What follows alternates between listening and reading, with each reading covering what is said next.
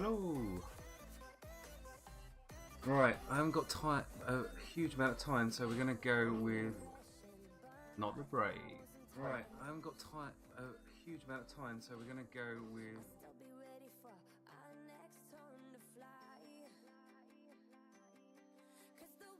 get that in focus before we actually start.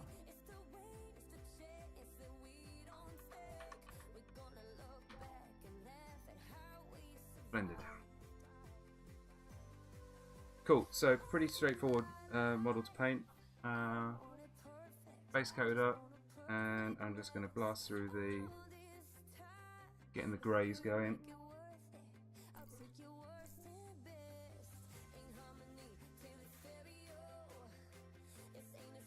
Oh, that's all up.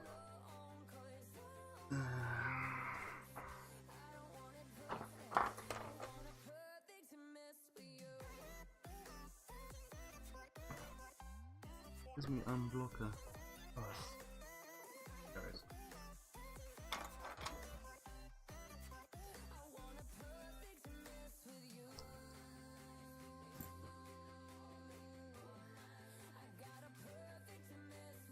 Yeah, famous last words. I don't think this model will take particularly long to do.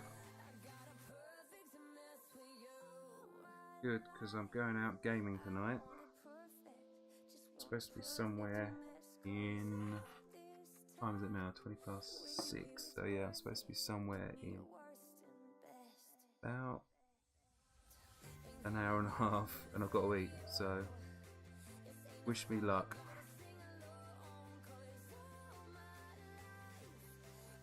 Got goggles on. That's spot right. So I'm just going to stick a nice thin base coat on, nice grey colour.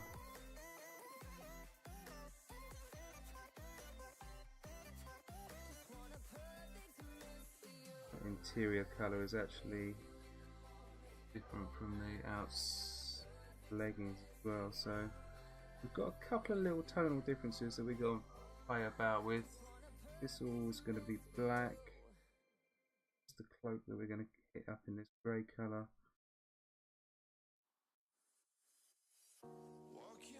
So this is just a really thin coat of like a greeny grey.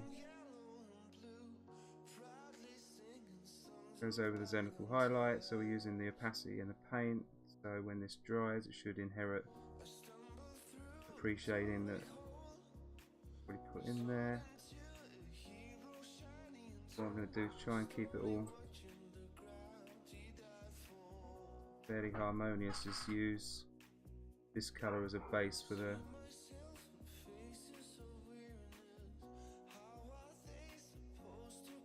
other parts.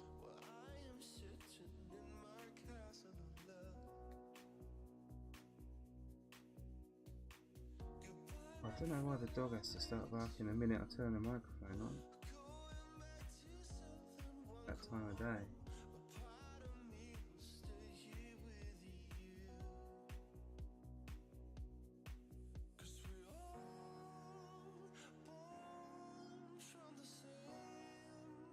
Very good, so let's have a look at her. So she's got a slightly darker grey.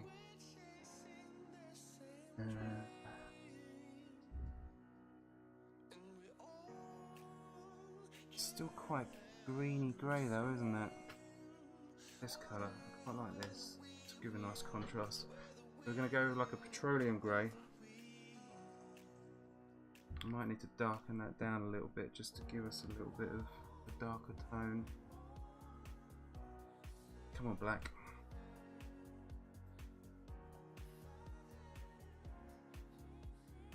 Okay, nice dot of black.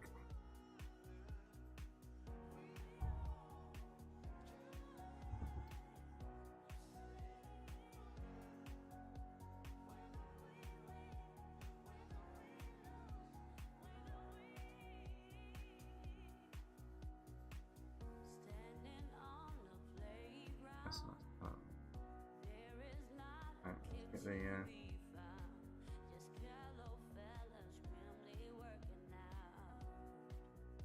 wraps got going on here.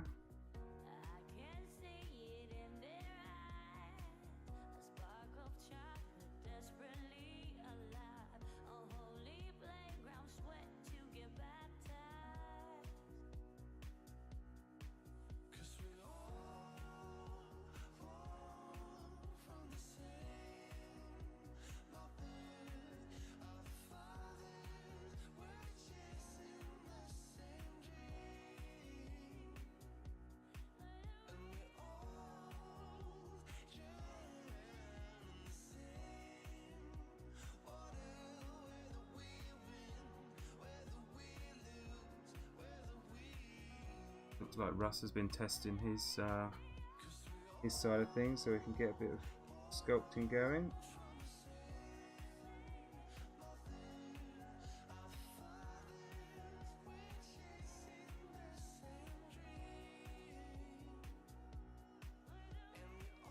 I'm watching Russ sculpt.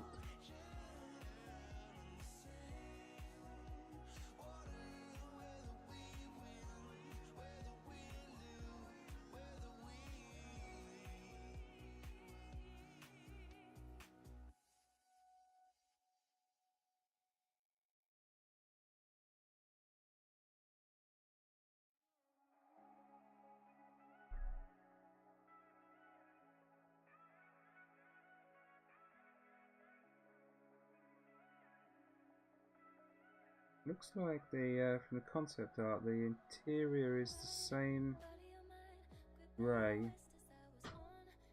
as what I'm painting here. Brush.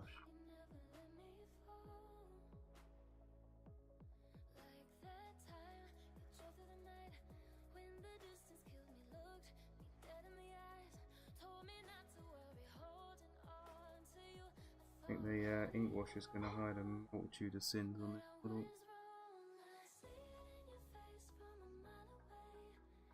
If you've watched me paint before, you know that I tend to focus on how fast can I paint a model to a decent standard, rather than how high can I push the standard, if that makes any sense.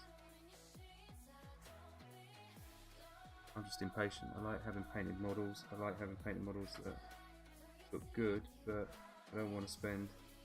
I mean, I've done it. Spent 20-30 hours on a single model. Trust me, it's not fun at all.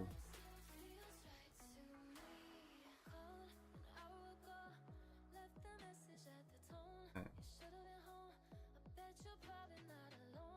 Go to the top with grey, just make it go.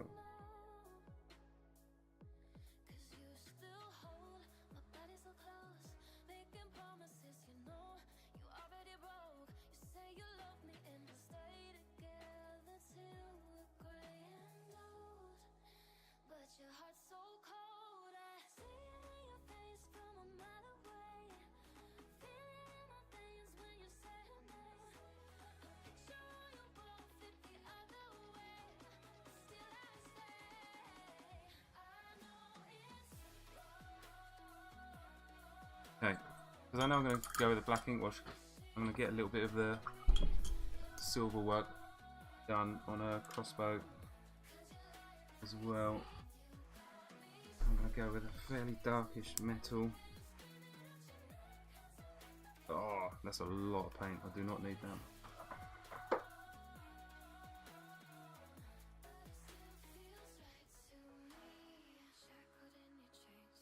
Look like it's been taken up. Rubbish. Always shake your paints. Let's try again. That's a bit better. A nice little silver dagger.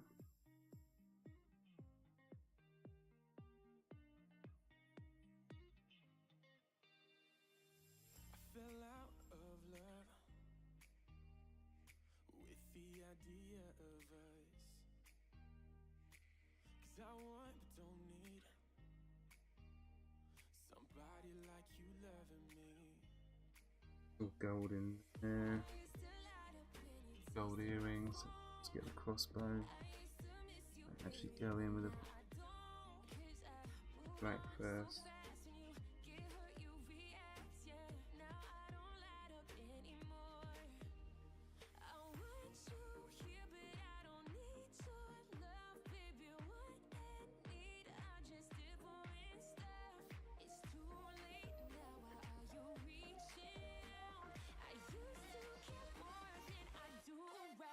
Belt as well while I'm here.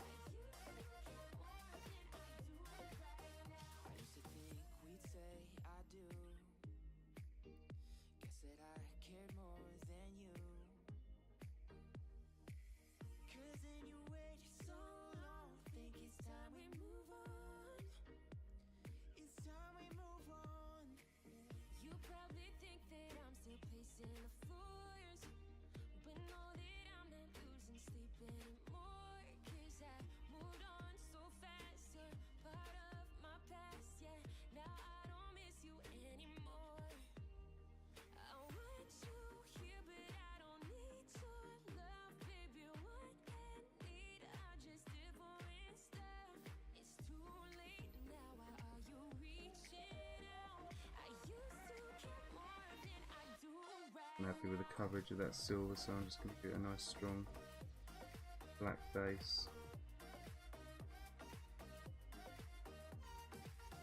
Great. Oh, what colour are the wraps on her ears? They're like a light colour. Fine. Do those after we've done the green. Right, I think it's time to get a little ink wash on her. And while she's drying, we can be planning our final strategy.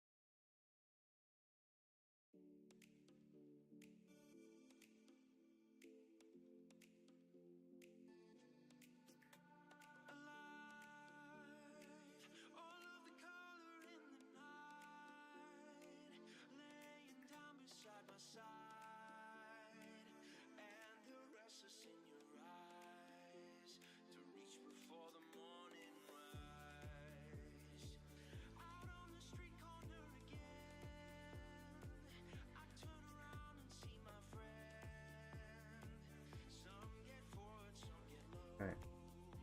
Super generous ink wash. Go in and wick a little bit of this out. Okay.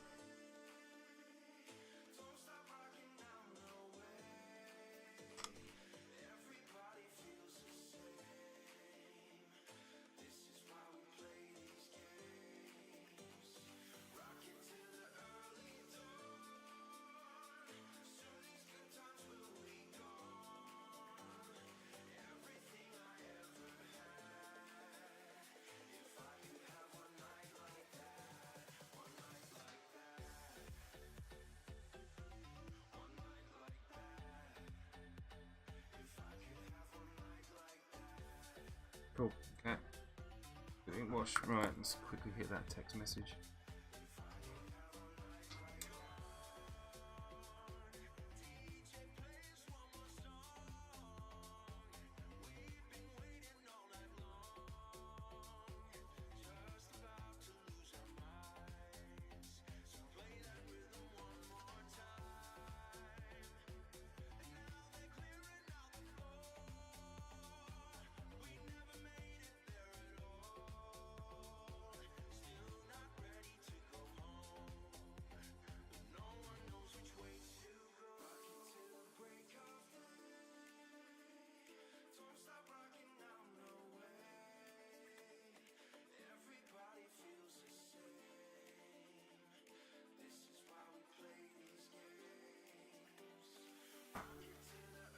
Right, just going to give it a little bit of a push with the airbrush just to kind of help it fly along.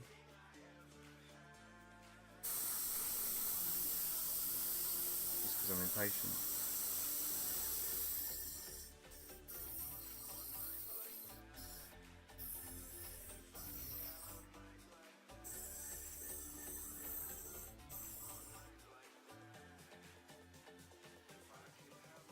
It's even better with a hairdryer. It just goes real quick, but that's obviously way noisier.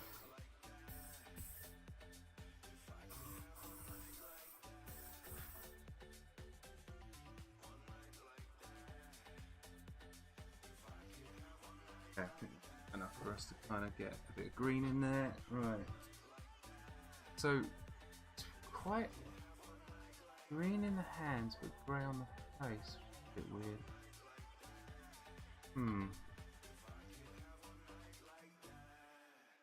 I have to do that. So let's just get a bit of goblin flesh down. It's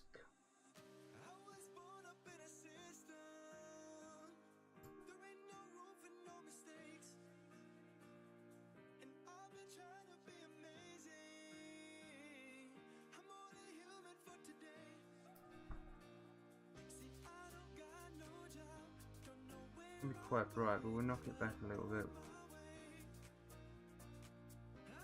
We want to put a bit of grey in.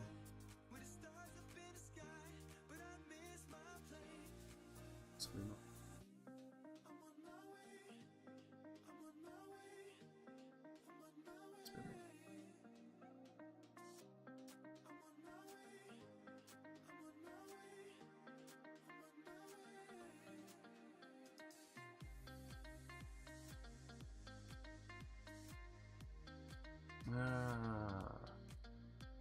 How you doing? New mini painter, would you mind mentioning your reasoning behind the order of colours and why you paint certain things first? Yeah, it's a really good question. It's definitely part of the reason why I can paint so quickly compared to even someone like Russ, who's a phenomenal painter, but he doesn't understand how I can paint a mini kind of end to end in so little time. And what I tend to do is I block out an awful lot, and then I use ink washes to help me create an awful lot of definition between the different surfaces.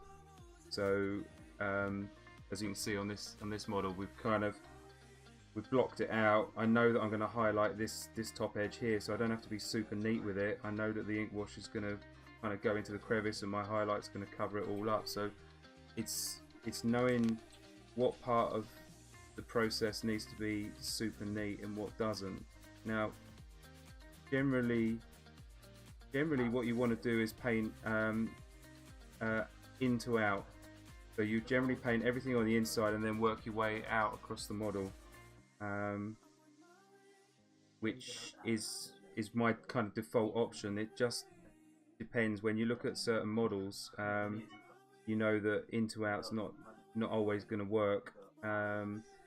So it becomes a little bit down to experience of knowing where your brush has got to go, what the risks are. The thing that's going to sort of mess your paint job up and make you feel sad is when you go over bits that you've already done and you make a mistake, you splodge a bit of paint on, and sometimes that's unavoidable, and you can rescue it if you're quick enough and get a clean brush with a bit of water. You can generally scrub a fair bit of paint away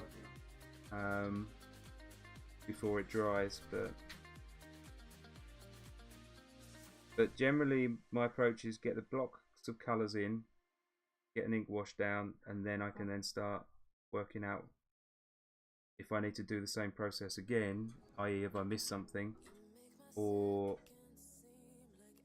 can I get started on the highlighting and actually kind of beginning to build the finish on the model. So the other thing that kind of slightly confuses that is I really like painting faces, and I know that if I paint a face first, then I kind of lose interest in the rest of the model quite quickly, so I tend to try and leave the face till last. So that's kind of like just my kind of weird psychology, but there's also a certain degree of logic in it that when you paint a model, if you look at Nott, what I'm trying to do is make sure that the bottom half of the model I try and make quite dark compared to the top half of the model. So you can see that generally tonally she's brighter along here and darker around here. Now, if I paint the entire model, I can then go into the face and I can lift that out because I know how dark the rest of the model is. Right, so that's that done. So now I'm going to go in and start highlighting on the grey cloak. We just use a thin brush. We'll go back in with a straight straight colour. We're just going to start building up. Looks like her hair.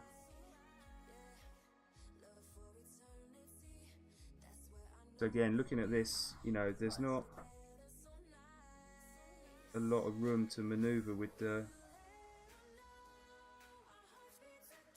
highlights, you know, with the blends. So I'm just trying to be quite neat. I don't need to worry too much because I know I'm going to go in over these edges with my next stage of highlights, so I don't actually have to worry too much.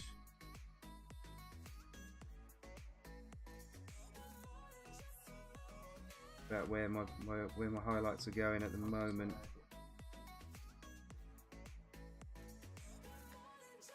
Again, I want the front of the hood to be quite bright. Hoods are always tricky because you kind of want to paint them zenithally, but there's always these interesting folds on them.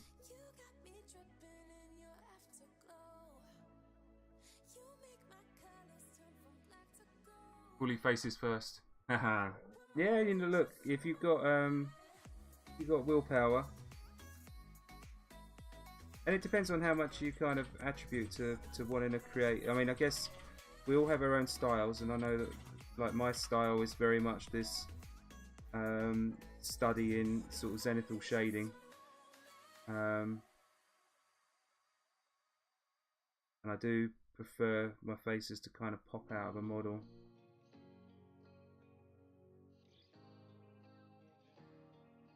Right. Now the key to painting dark colours is always going to be the strength of the highlight.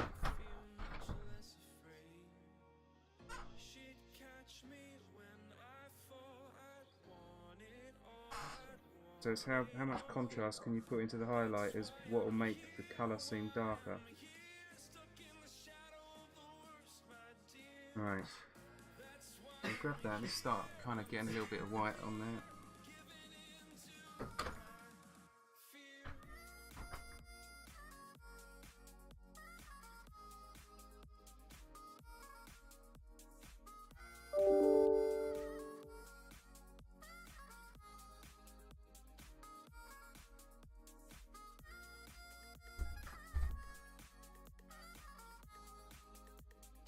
I'm using scale 75 paints again tonight. They have a lovely kind of chalky feel to them. They dry really matte. Great. But it does make them a fraction challenging. Don't have a lot of work time with them.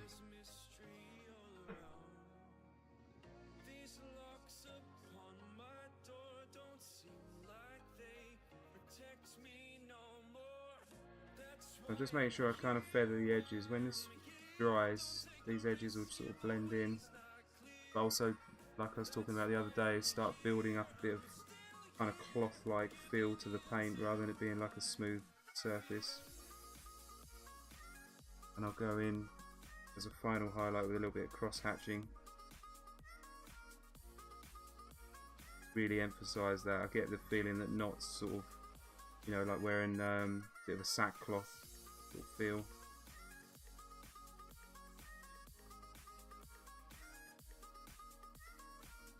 Let's get a bit of a rim light going on here.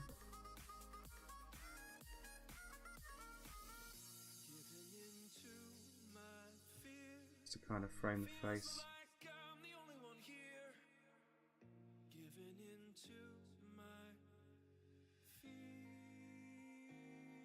Hey, Russ is there. Yeah, Russ is all set up.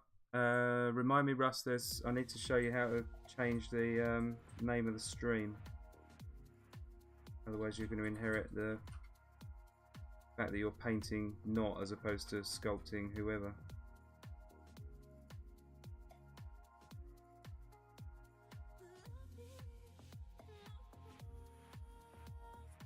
We're just doing a little quick stream. Like I say, I'm supposed to be gaming tonight. Fortunately, it's not my turn to cook dinner. My lovely wife is cooking dinner, so we're all good.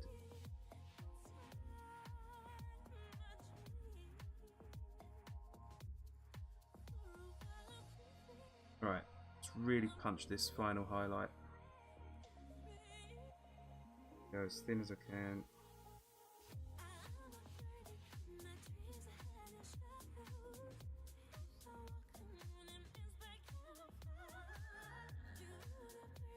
Using the edge of the brush now. Catching the very edge of the model.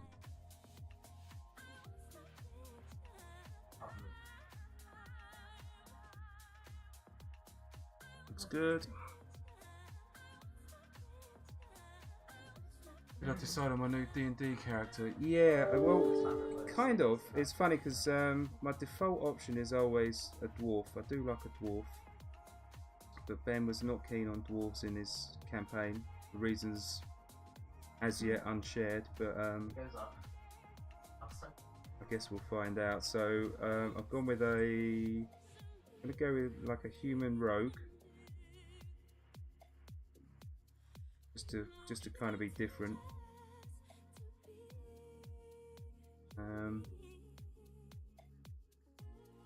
trying to work out what kind of background I want for him, whether I want him to be sort of like well in with the kind of local kind of criminal, or whether I quite like the idea of him being a bit of a noble's sort of second or third son, and therefore not really too much attention paid to him, and he kind of goes off and just breaks into places knowing that he can get away with it, because if he gets caught then he just kind of pulls the daddy card. Quite like. But I wonder if maybe at the start of the adventure, maybe he's pulled one trick too many, and his dad's kind of booed him out, so now he's sort of on his own and still cocky, but doesn't necessarily have that kind of protection mechanism that his dad gave him. That's kind of the general idea. It's definitely in the vein of a burglar.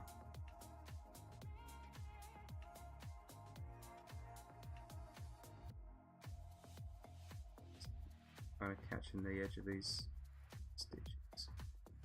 While I've got the white paint, why don't we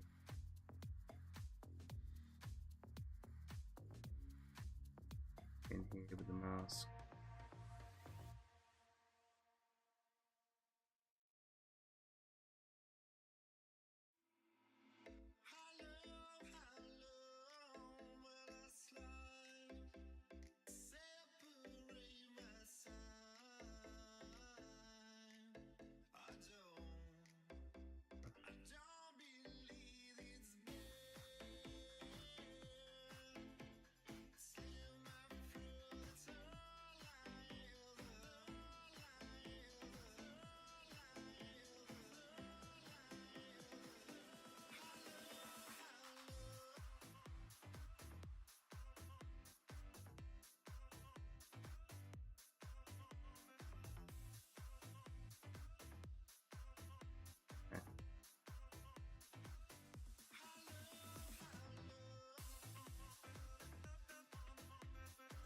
Good. Looking good. Right, let's get a little brown ink wash on that face. Or shall I? Actually, still probably want to hit flesh shade just so I can get the tones in. Swashbuckler on. Is he anti-dwarf? Does he hate dwarfs? Is that the only reason why? Yeah, that's an outrage.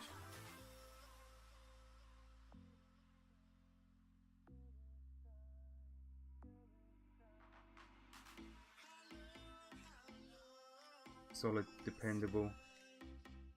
You know, you wouldn't have none of your weapons or armor if it weren't for the dwarves.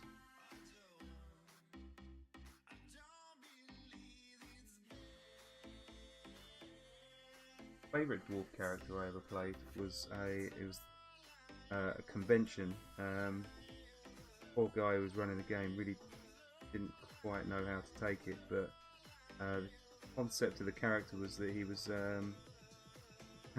it's slightly complicated. He was a male dwarf pretending to be a female dwarf, and he had a fake pregnant belly that he wore, but he kept his hands inside, so he could be kind of going around stealing things, and like he had sort of all little pockets inside this fake belly, but he used it to sort of like, you know, get seats in pubs and stuff like that. It was awesome. Right, get a bit of silver going here.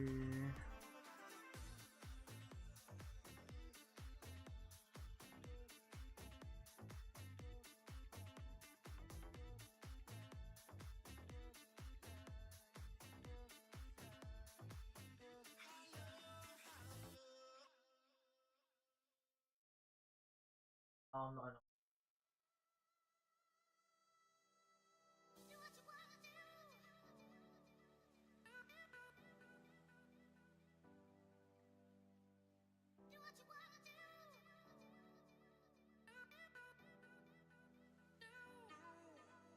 Okay, I'll put some red reflection on that.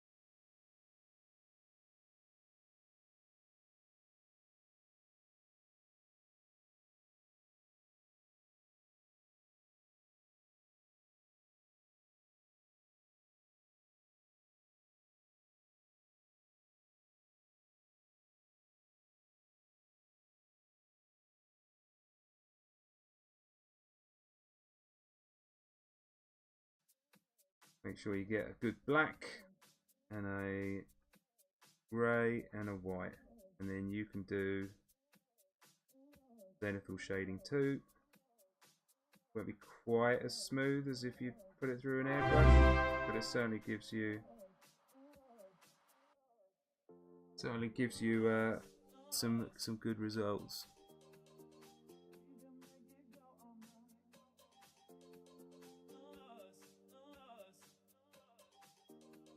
I would like to say welcome to the new follower. I have no idea how to pronounce that name. I only caught a glimpse of it. Is it Aaron Chinook? Aaron Chinook? Welcome anyway. Very welcome.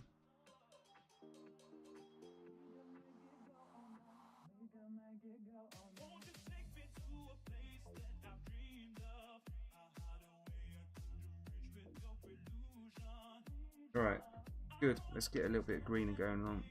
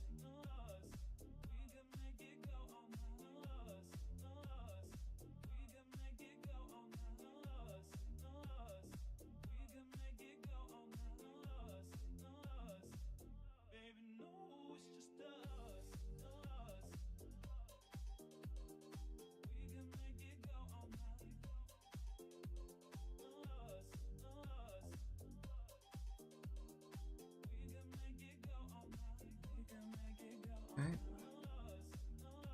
Fingers.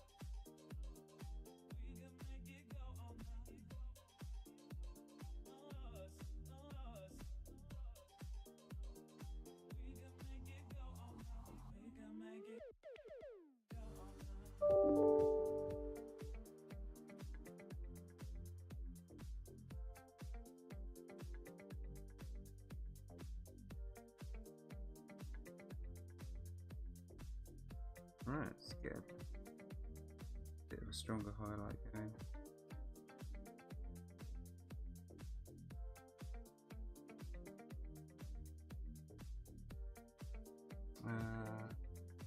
The plans if you sell your minis or making the models. Now, here's the thing: 3D printers are great, but you cannot really game with the pieces that you make.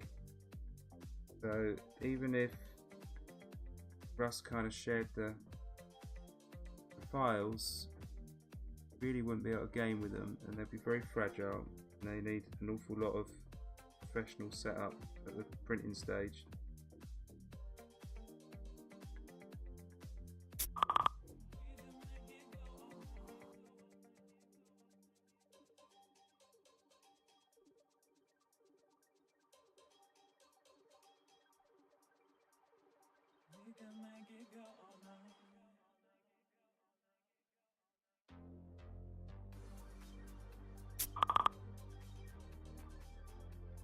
Pinging me.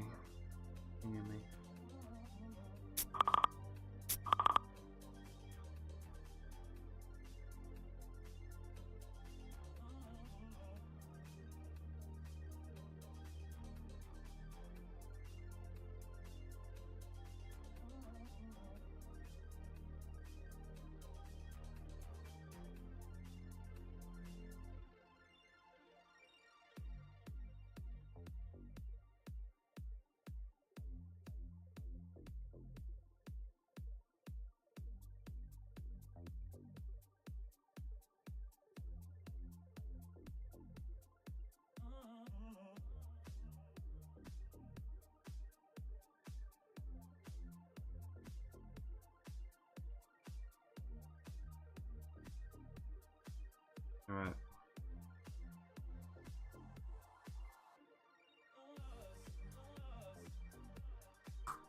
Get those eyes a little bit more on the yellow side.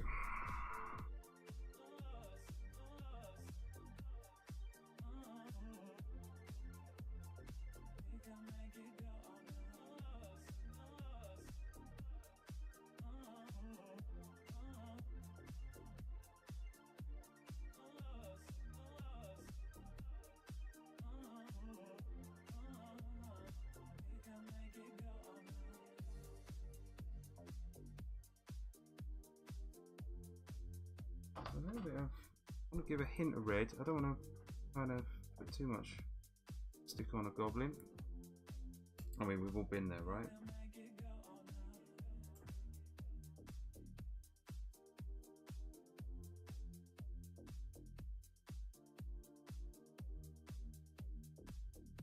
Kind of hint, a little bit of lippy.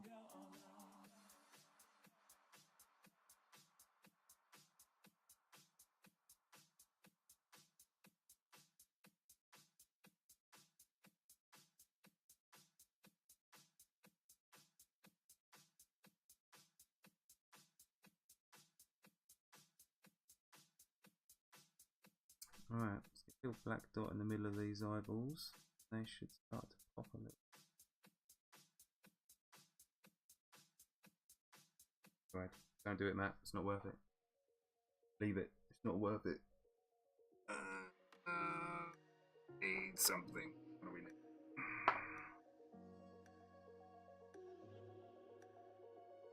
Let's go with this.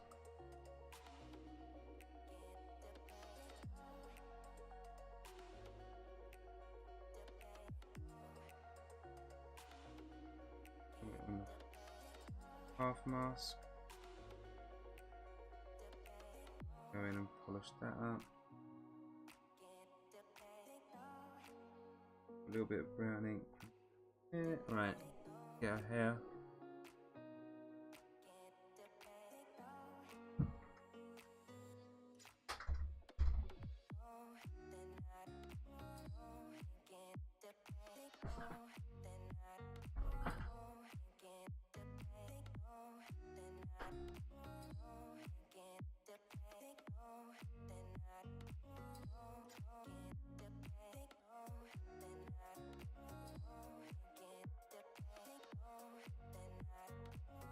Yeah, so the resin that we print 3D in is effectively the easiest way to describe it is dental resin, and what that means is it's carefully selected so it can withstand the molding process. So when we put it into a vulcanized mold, usually when you put if you put a traditional sculpt, which is made out of green stuff effectively, hence the name greens, it's usually destroyed in the process. So very much comes down to the mold maker knowing what they're doing and not wasting months and months of work. Fortunately for us, we can, even if the mold maker messes our models up, we can just do another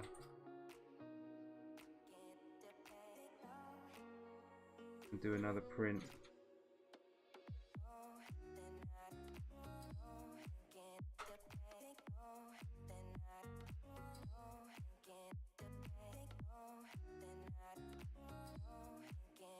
Right. Cute little model.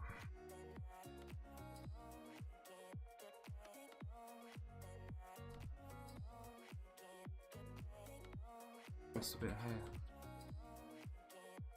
I think will help frame the face.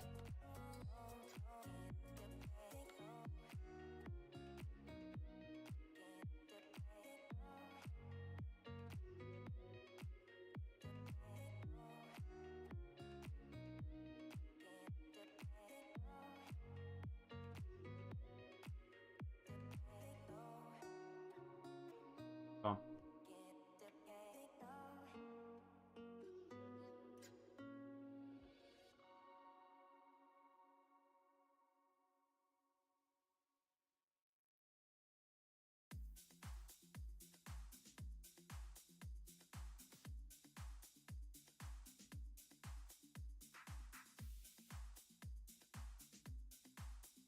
Oh, just super happy with the way those eyes are coming out of it.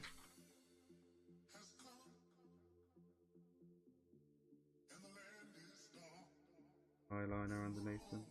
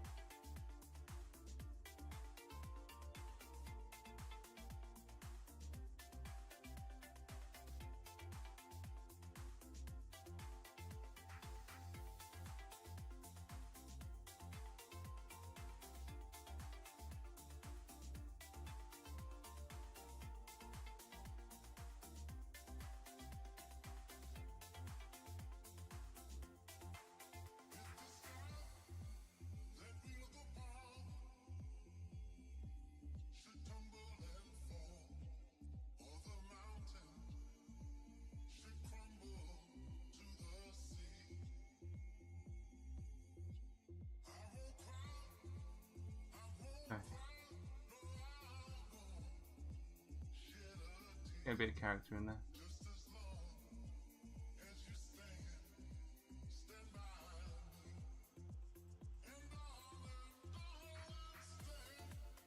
Really miles away from being done, actually.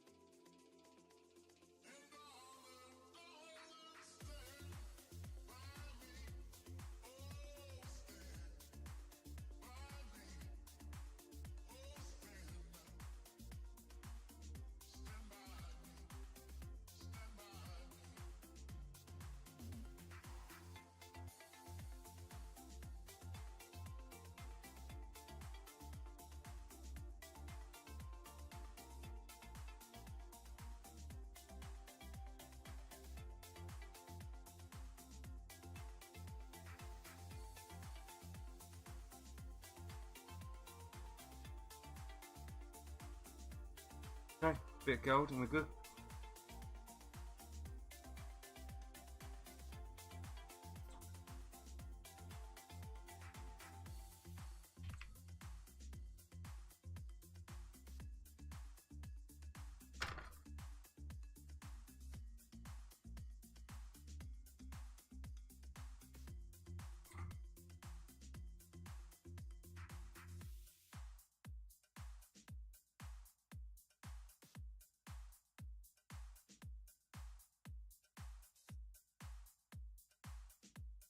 Go.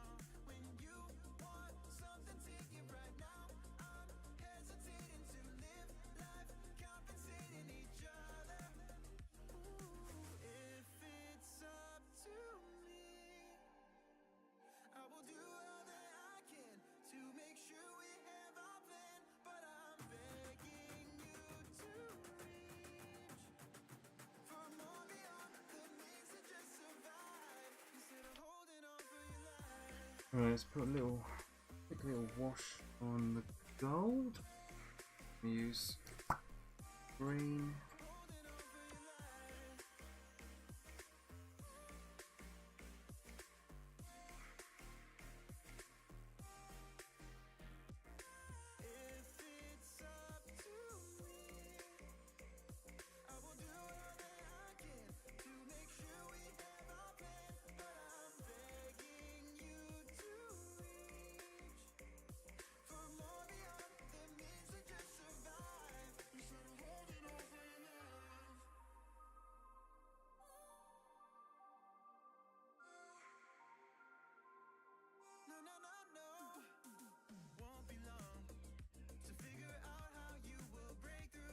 gonna do while we're waiting for we're just gonna blaze into the shadows with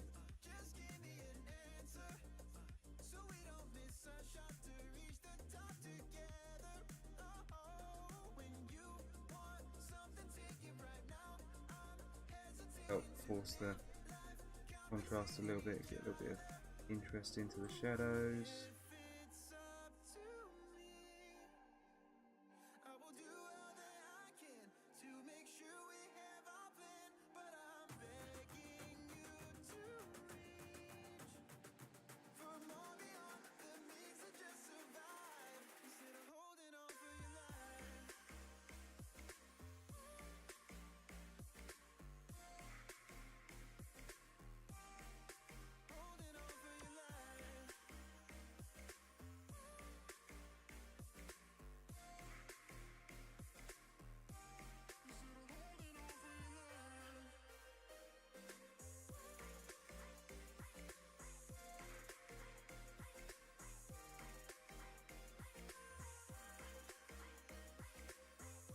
Cool, happy with that. Right, let's just go in with a little bit of gold, just back up.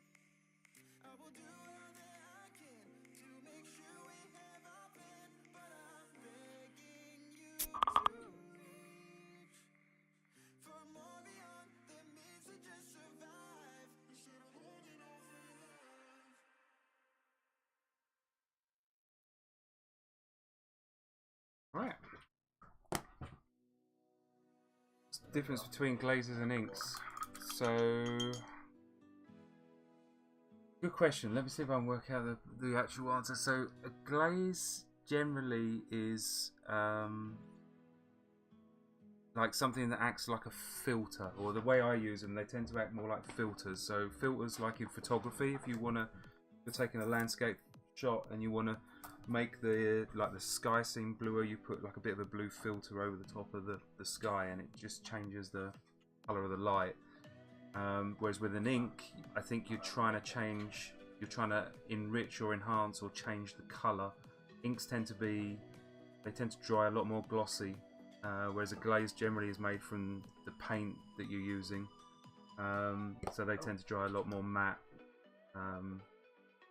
But yeah, I think it's more the painting technique than the actual material. So when I glaze something, what I mean is I'm effectively filtering over the top of it. When I'm inking something, I'm trying to get dark pigment into the recesses on that model to try and create like the volumes. I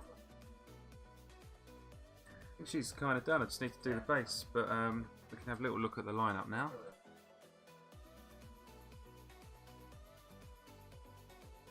The old camera down.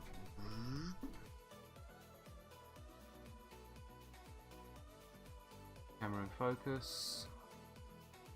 Where are you, camera?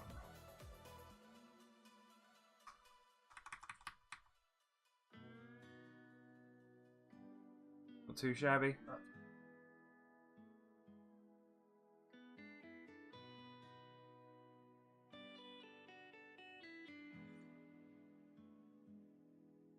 Pretty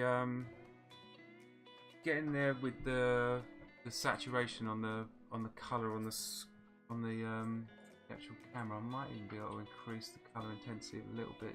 Just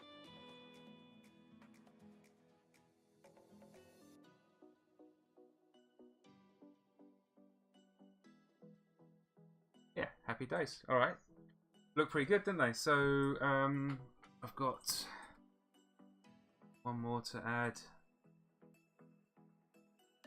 Russ is streaming tomorrow, but I'll try and get her done as well. Maybe I'll stream that on Friday because Russ is streaming tomorrow with a bit of sculpting. But yeah, there you go. That's Nott, and I'm gonna go and eat something and then go and play some games. So have an awesome rest of the day, stroke evening, and I will catch you guys the next time.